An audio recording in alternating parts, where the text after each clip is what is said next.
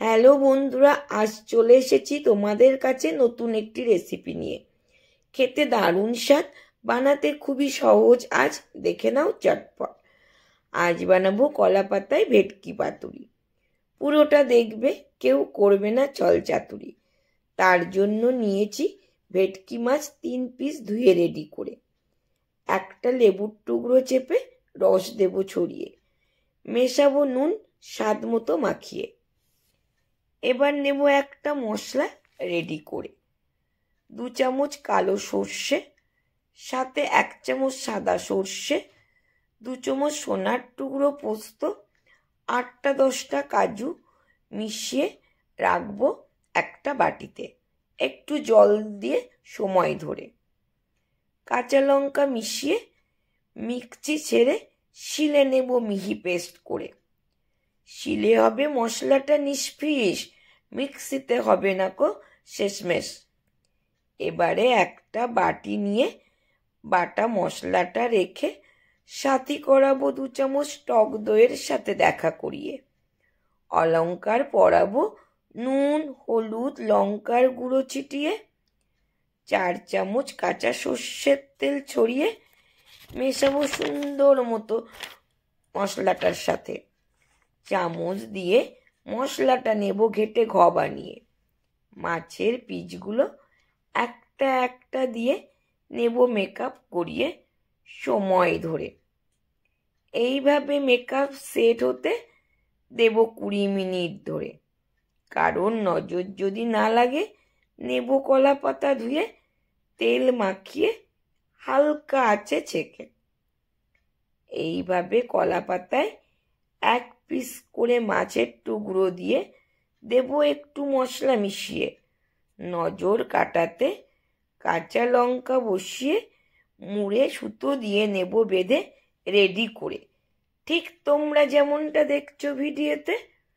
সময় ধরে আস্তে আস্তে এইভাবে সবগুলো নেব রেডি করে। কে কোথা থেকে দেখছো বন্ধুরা জানিও আমাকে একটু কমেন্ট করে। আমার রেসিপিগুলো তোমাদের কেমন লাগে সেটাও জানিও আমাকে একটু লিখে। আমি তোমাদের সব সময় পাশে থাকবো, তোমরাও আমার পাশে থেকো। এইভাবে আমরা যাব এগিয়ে সবাই মিলে। আমার রান্নাটা তোমাদের কেমন লাগে একটু জানিও আমাকে সুন্দর একটা কমেন্ট লিখে। চলে আসি এবার ভেটকি পাতুরিতে। দেখো এইভাবে সব মাছগুলো আমি কলা পাতায় মুড়ে সময় ধরে আস্তে আস্তে নেব রেডি করে।